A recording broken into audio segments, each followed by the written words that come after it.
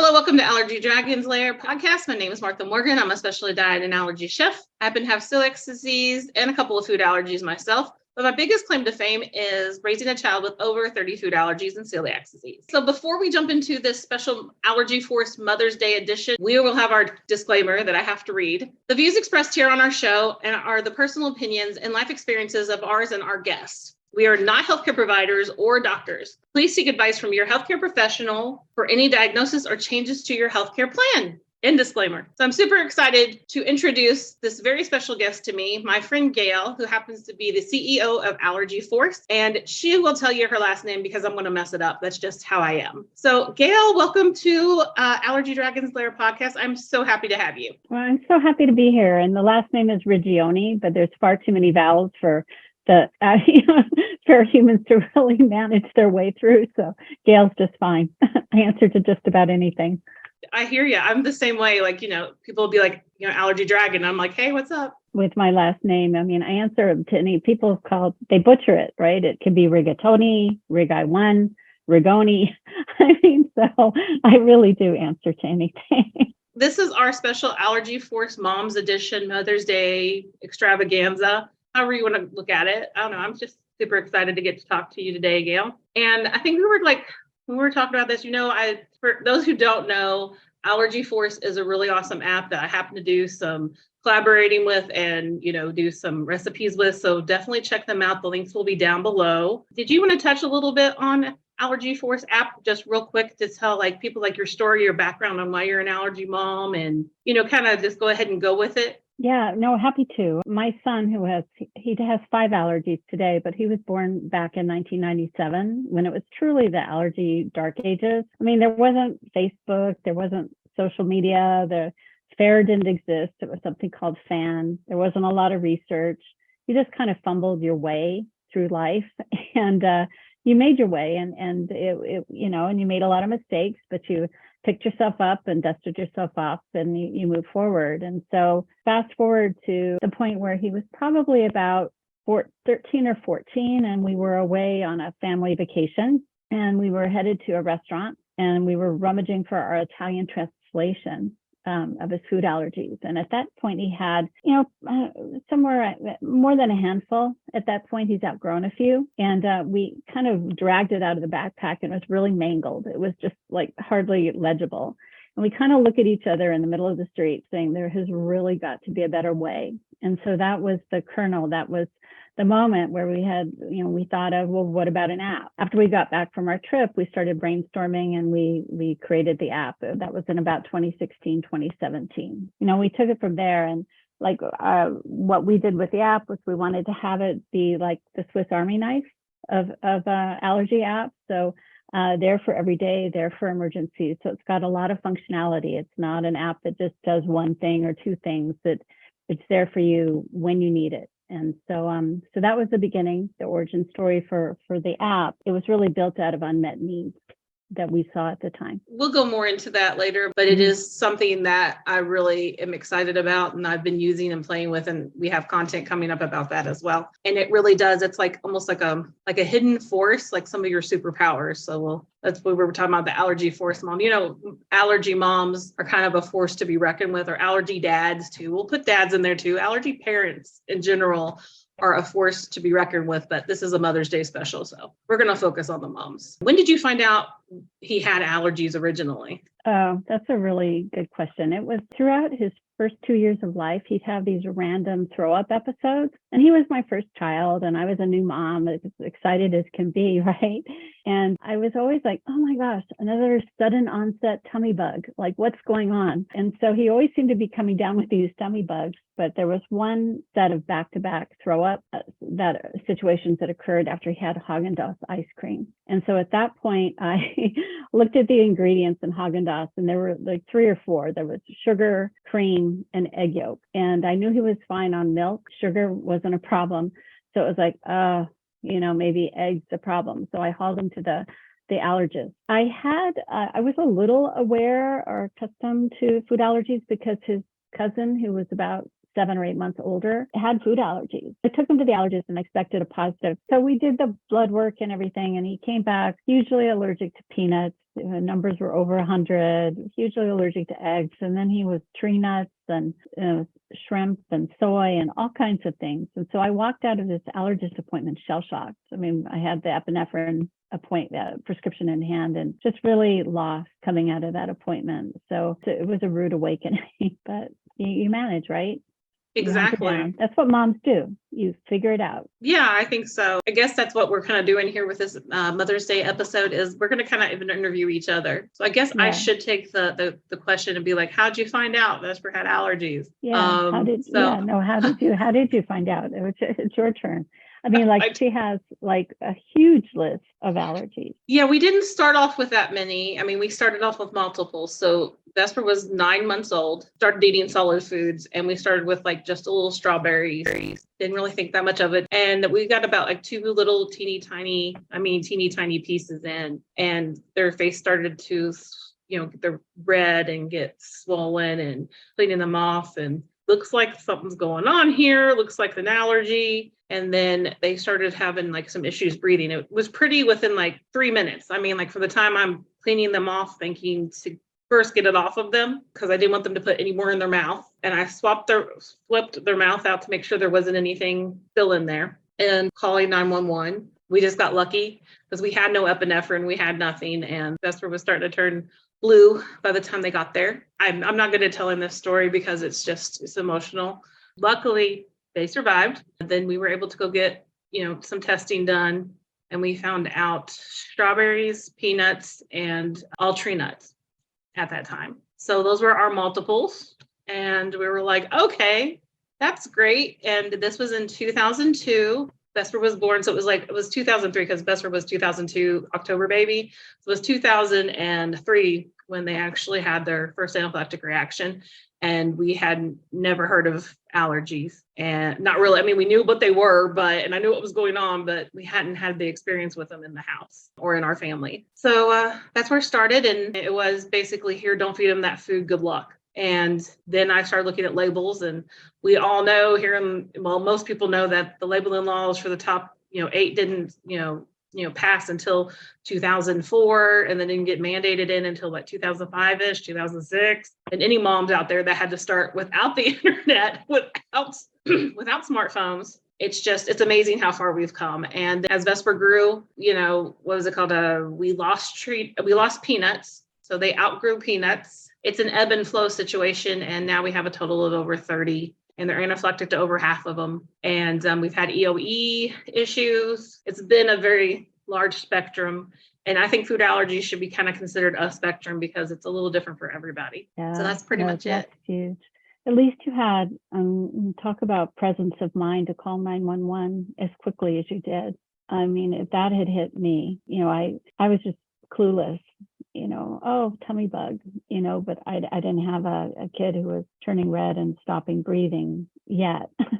I mean, that came later, but at least I was more savvy or a little more educated and aware, a lot more, I would say, when I, was hit with that. But it's very scary. It is. And I think and then you feel guilty too. Like the mom guilt sets in because it's like, you hear that you shouldn't have given them this, you shouldn't have, because this was still in that transition mode where they were like, you shouldn't give this certain foods at certain times and things like that. Don't give the kids these allergens. And it's like, but how else do they learn to eat food? So then you have that guilt sets in sometimes. And but the food introduction rules at that time were all upside down. Mm-hmm. I mean, the American Academy of Pediatrics was saying, don't introduce highly allergenic foods till they're like 2 years old. I mean, avoid peanuts, avoid anything that could be allergenic, avoid tree nuts. And so you withheld and you didn't introduce those foods until later. And so now today the protocols are totally the inverse of what they were, where it's, as long as there's no indication for, eczema or egg allergy, try to introduce soon, right? At least definitely peanut. I think the medical community was learning too, right? I mean, there was a lot more research to be done and understanding to gain over the years. And I think families today are beneficiaries of that. I mean, frankly, sometimes I'm surprised that my child's alive because I think he has a guardian angel, truly, because we just weren't as aware and didn't have key information at our at our fingertips. No, I totally agree. There's times I can't believe that Vesper's alive, and we had some moments too growing up, like where I found out about the stomach issues and that stomach for Vesper too. It started a lot of times as they were growing up that we realized that their trigger was, they started throwing up, and it'd be like, oh, wait a minute, I think there's an allergen, so that there was a GI issue first. Yeah, I just think it's amazing. I think how everything happens to everybody. Everybody's story is different, and we're hearing more and more people, kids being very young, having allergy attacks and not realizing that they're having an allergic reaction and that kind of thing. It's just scary. So I already poked onto mom guilt, so we could probably go with mom guilt / funny stories. The traumatic funny stories that we can talk about now because they're funny now, but they were not funny in any way, shape, or form when they happened. No, they were not. They were not. They were pretty ouchy. So would you like to share with everybody your moment of severe mom guilt / and I think the reason I want to talk about that is the fact that we all have them. We all have moments, and we're all that's why we look at it and go, oh my gosh, that is why my child has a guardian angel. I don't know why they're alive, because we're human. We are human, and the human condition is not a perfect condition, right? So we all have those those moments where we make a mistake, we call it wrong. And, I think the beauty of being human is that you can adapt and move forward if you allow yourself to move forward. So sometimes you have to put the negativity or the mistakes behind you and just, today is a new day. I'm going to try to do better today. So, I think that's our strength and our beauty as moms. Boy, I have lots of stories, but the one that really sticks in my mind was when we placed too much faith in a restaurant server. We had an amazing meal, and really thought the server, we were on a vacation, and we really thought the server got it. It's a rare day for my son with egg allergy to be able to have a dessert at a restaurant. I mean, it's usually a no-fly zone, but we'd had such a good experience at the restaurant. It seemed there was a dessert that would work, so we let him have it, and or agreed that he could have it. He was older, right? He was a sophomore in college, so he was used to managing at school on his own. Fortunately, we were together. And so my family left the restaurant, and I was trailing behind, profusely thanking the staff for their diligence and their help and what a great meal. And I get to the parking lot, and my son is like, Mom, I think the dessert had egg in it. I need Benadryl. And it's like, well, where's your epinephrine? Oh, it's back at the hotel. Oh, and so we raced back to the hotel. We lost dinner on the way there. We got to the room, used the epinephrine. It was the first time ever that he had to use the epinephrine. His takeaway was, gosh, that wasn't that bad. And then we, got him into the car and got to the ER, and the ER was phenomenal. So we were, again, guardian angel, very, very, very lucky. But it was, put so much trust and faith in the restaurant server, and should not have. And even when I went back the next day to talk to the manager at the restaurant, like, they were unapologetic, and it was like, well, too bad. And so that was, a bit disconcerting and disappointing, but he was fine. That was definitely a wake up call. And, you just have to be so careful. Yeah, because allergies don't take a vacation. It really sucks. Yeah. And you cross check, double check, triple check, place your trust carefully. What was your source of mom guilt? Lots of them, like you. Yeah, no, it's hard to choose, right?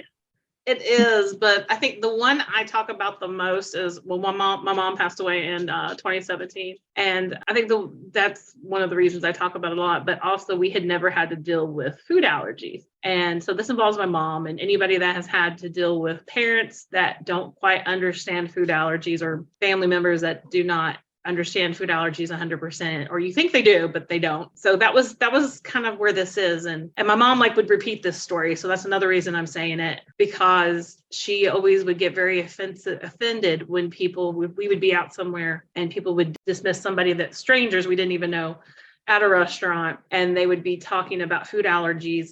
and they would be kind of dismissive. And they would be like, no, you don't understand. And my mom would be, let me tell you this. And so she would start this story. So Vesper is 4 years old now. And so I come in and my mom is got this look on her face of like, I did something and you're right. I'm right. You're wrong kind of thing. And my mom was never that type of mom, like that would go over you or I'm grandma, let me do, like that was not my mom. My mom was always like, felt like she should have the parents back. So when I find out, one, that my mother has been bringing cashews into the house, freaked me out. And two, then found out that my mother had decided to give one cashew to my 4-year-old. Oh. And I was like, what? I gave Vesper one cashew because she was just, really, really wanting the cashew. And I just did one, just kept saying to me one. And like, when did you give that to him? And it was like about an hour ago now. And they've been fine, or, so I immediately am just like, I'm dumbfounded at my mom. I'm annoyed. I want to yell, but my first instinct kicks in is my baby okay? And so here comes the kids because mom's home. Vesper's like, okay. And so I picked her up and I was like, how are you doing, that kind of thing? And I'm looking, because I'm doing the whole checkout, right? She goes, my tongue feels funny. Uh-oh. I said, not good. And I said, Mom, she's not okay. I grabbed the epi. We went to the hospital, and my mom found out that one cashew really can hurt. We were observed. Luckily, epi worked. After the stomach settled down and everything was doing its job, we were pretty much cleared to go except for hives. And we had to deal with hives off and on for about a week. It was eye-opening for my mother. I remember dealing with so many emotions, just the guilt of feeling like I didn't tell my mother enough. I didn't teach them enough. And then being so angry at my mother. And then realizing how horribly she felt because she caused that. And so she had grandma guilt on top of mom guilt because she didn't listen to her daughter. Because I'm thankful for my mother that she got to watch my kids, because Vesper didn't have to go to a daycare. But at the same time, it was like we were just lucky. Everything worked out right. And they had a little bit of a delayed reaction to the cashews. My mom would come up to people and would tell them that story. It's one of those things that even Vesper grew up learning about. Oh no, I don't give you nothing that without mom saying you can eat it because you had hives for a week. Oh, that's a hard one. That's a hard one. I remember one time, like I never aspired to be a baker, but I've turned into a pretty decent baker. Mm-hmm. Just saying, myself, right? But, good. You have to bake for me next time. Because I needed to make sure I wanted my son to have all sorts of delicious treats, right? And so he wasn't going to miss out on the pie and the cake and the cookie front. And so I used to be kind of the designated baker for team events. And I remember once pouring my heart into these cupcakes. They were the best cupcakes. They were decorated. They had footballs on them, and it was for us an after game treat, after practice treat for his football team. So I, load him into the car and I get him to the field, and I get him onto the field, and the football team's dismissed from practice. Everybody runs up for the cupcake and I'm mobbed. My son happens to be the last off the field and he didn't get a cupcake. It was like broke my heart because the labor and love that went into this beautiful football cupcake, and he didn't even get one. So I remember my heart sinking, right? Your heart's a fragile thing when you're a mom. Your children are in your heart. And I just remember my heart kind of sinking and crumbling a bit, that he didn't get his cupcake with his teammates. But, I can laugh about it now, but I just remember the shock and horror, and I realized he didn't get one. Oh yeah. Yeah. And then it'll be one of those things that people probably talk about. You remember that time? Yeah. And you made me cupcakes, but I didn't get one because you didn't save me one. Yeah. I remember that. Yep. Yeah, our kids' battle scars, right? They are, and there are battle scars, but then they make for interesting stories. They really do. And this is when we started adapting the 3 label rule, which is You pick up the item, no matter if you've bought it before, you read the label, right? You put it in the basket. And then when you get ready to put it up at home, you read the label. And then you read the label again when you get ready to use it. I think I added an extra label in there, but that's beside the point. Luckily, we did that because I first started not doing that. I was like, it's enough to read it once and then put it in the basket. And then when I read it, I put it up. I made this whole cake. Vesper comes up behind me because Vesper is about 10 at this time. And I left the cake mixes out because I was going to be easy, making my life easier because I used to had to do so much stuff by scratch. We found a mix that we actually liked. This was before celiac disease diagnosis for Vesper. So I was like, I'm trying to make life easier. And Vesper goes, Mom, and I go, what? I can't eat this. And I'm like, what do you mean you can't eat this? And so comes over, brings me the box and goes, look right here, like, hello. And I went, oh my gosh, I read that too. You're supposed to read it every time you put it in. So I'm being berated by the 10-year-old. Yeah, but that's good. I mean, she's got label reading down. So that had to be a win for you on the mom front. It was, but then I felt, then I felt guilty. Vesper has so many food allergies. And my son's list is much shorter now, but 3 of his 5 are non-top 9. And Vesper's list is pretty long with non-top 9. Right. Those are the hardest ones to find because they're not called out. They're not highlighted. I can't tell you how many times you have pea protein buried in the middle of a long list of ingredients because they've subbed out soy protein for pea protein now to make it more allergy friendly. It's a hard one. Like looking for the non-top 9. Yeah. That's sometimes worth a 4th read of the label. Or sometimes I read the label backwards, or we'll give it to my husband to cross check, or definitely my son reads his own labels and things now. It's just, a second set of eyes is always really helpful. Yes, it is. A second set of eyes is very helpful. That's why I use the Allergy Force scanner now. Because I don't have time.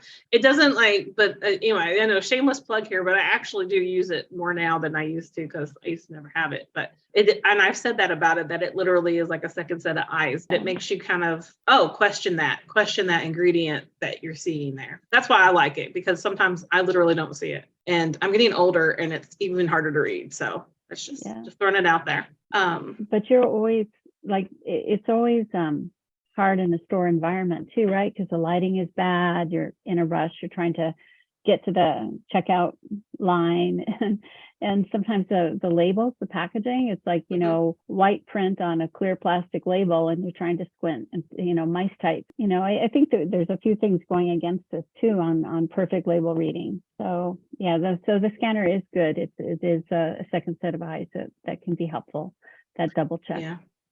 And then since we have so much, what is it called? People shopping for you nowadays, you have those quick pick things and stuff. They don't always have the most, they don't have always the most up-to-date packaging information on that website. And you could get a totally different item with different information on it. I've noticed that. So that's another thing about the quick, I never use the quick pick things or the shopping for me. I always go into the grocery store. So, because they can change those packagings anytime. So like you said, it's all kind of going against us. Yeah. And it will also manufacture substitutions, right? They're always changing up their ingredients. So something that's been your go-to product forever, right? All of a sudden you're looking at it again and it's like, what? They added this, or they have that, precautionary labeling now. They never used to have that. It's hard. It's very time consuming. It is. And we just want life to be a little bit easier. I mean, it's not that hard. I don't think we are asking for that much, but apparently we are sometimes. It goes with the territory. That's it goes with the territory. Everybody has their thing. I mean, that's what it is in life. Everybody has something. We all have our own superpowers as moms. But I think at the end of the day is we just have to love our kids and also love ourselves and forgive ourselves for all the mess ups that we're going to have, because we are definitely going to have them. It's going to happen. Before we go into what we think is the most important thing for kids, I want us to each answer this question. If anybody asks you, what's the one thing that you wish you knew when you started out as a food allergy parent? I will go first. That way you can't steal it. No, I'm just joking. That's not fair. All right. What if it is the one I want to share?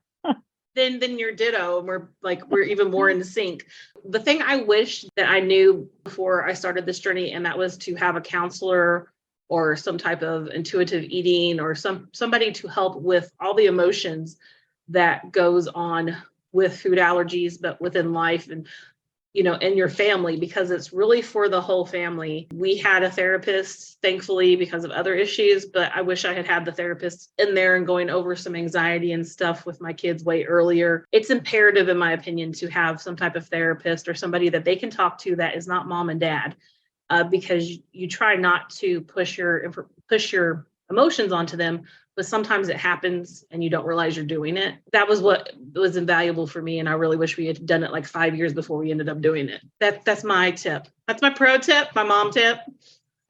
And can I just build on your tip too? You sure can. Because I totally agree. I didn't realize the mental toll an anaphylactic reaction would take on an older child. I wish that I'd gotten him some help or someone to talk to, because I think that he was dealing with anxiety that we didn't necessarily recognize it as such.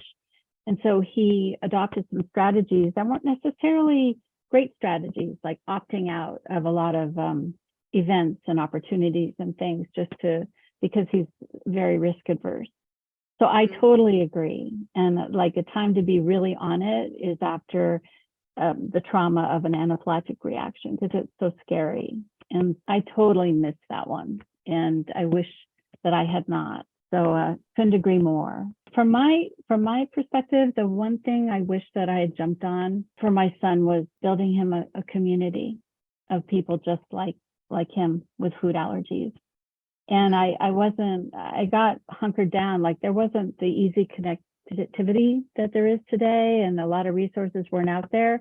But I got used to going solo on this journey, right, without really connecting into a community. And I see now how important community is for the kids, where they can just let their guard down and talk about it and kind of relate to people who their own age, who are dealing with the same problem.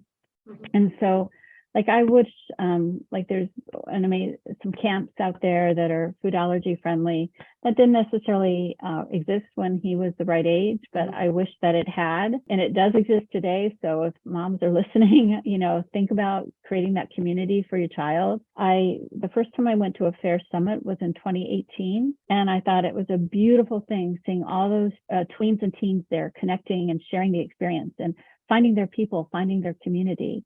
And there's so many opportunities. There's food allergy pals. There's so many different mentoring programs. But whatever you do, try to build or find a community for your child, because that, for me, I feel was really a miss for my son. I agree with that 100% too, and all that stuff that Gayle said, ditto. I guess we should kind of, on our final note to our Mother's Day special forces, allergy forces. May the force be with you. Exactly. Hey, anyway, we want to talk about how we empowered our kids and things that we kind of feel like are very important. If I empower my child to learn how to cook and to learn how to read these labels and to do this, and this, I'm empowering them and making them feel confident, which means that they are going to be able to dominate the world. Like they're going to be able to be fine with their life and their allergies and things like that. I think that all of that plays into it on empowering your child and listening to your child, because every child's very different. What do you think? Well, I can tell you for sure, it's not done like 3 months before they're headed off to college. The empowerment process, I've done a lot of work on this, is that it starts really young. I mean, when they're babies, really. And maybe initially it's just modeling, just practices, but as soon as they can, hold things or walk or, kind of observe what you do in the kitchen, talk them through. I mean, use your voice, tell them what you're doing and why you're doing it. One of the things that you can start really young with the child, which prepares them well for later in life, is teaching them how to cook. Teaching them what to do in the kitchen. I mean, it could be, learning just to pour milk into their cereal, right? When they're old enough, their little toddler hands are old enough to hold a heavy milk carton. But, I have such fond memories of just, having, my son on a step stool in the kitchen, helping me stir something that I was baking for him. And then, they can help, add this or add that and stir some more. And like because it was egg free, it was always, an opportunity to lick the bowl or lick the spatula, right? So and today he's like the household baker. He's followed me in my footsteps, and he does a mean chocolate chip cookie. But if you can give them some kitchen skills, that's something that they can hone over years, because you have about 15 years to get them ready to launch to college or to their adulting phase. And so knowing that they can nourish themselves adequately, and they, won't, set fire to the house when they try to use the stove. I mean, that's very reassuring. So anyway, and one other thing on the cooking is when we cook, when you're elbow deep in food and food preparation, you learn a lot about ingredients and processes and what foods typically contain X, Y, Z. So it makes you a smarter, like, restaurant customer, because you have a sense of what goes on in a kitchen a little bit, not a commercial kitchen, but your personal kitchen. But like we know, for example, ossobuco rarely has egg. That's often a good thing. And it's usually kind of cooked in an isolated, thing. So because he knows how to make something, he can translate that into a restaurant environment and ask the right questions, and quickly zero in on something that has potential to work. So lots of benefits from getting him in the kitchen early. I could not agree more with all of that. It's definitely a transition. We will broach it more in our upcoming episode, which, Gayle, you're going to be coming back. I'm so excited to actually talk about the next episode, which is going to be more about empowering your children in the kitchen and different things like that, but mainly kitchen, and why we think that it's so important to get your kids cooking at an early age. Early. Yes. Early. Very early. Very early. And lots of fringe benefits too for the mom or the parents. Yeah, exactly. Chief cook in the house. Chief cook in the house, whoever you are. Happy Mother's Day to all the allergy moms out there. We have walked the walk, talked the talk, and we're still doing it, even though our kids are adults. They're adults. Once a mom, always a mom. You never stop being a mom. So anyway, let me echo a happy Mother's Day to all the food allergy moms, food allergy grandparents, extended family out there. We hope it's a very special day and filled with lots of love and lots of hugs. Thanks so much for coming by, Gayle. I really appreciate you. Thanks for having me. This was fun. So, awesome. And so until next time, right? Exactly. Until next time, guys, you got to be looking out for the Allergy Force Moms collaboration here. The dynamic duo. The dynamic. Ooh, hey, I like that. Ooh, we're going superhero on us. Okay, then I guess we will end this episode then. Be sure to check out Allergy Force and Gayle, and all the information will be down below. Subscribe, share this podcast, and we'll catch you next time. Bye. Bye.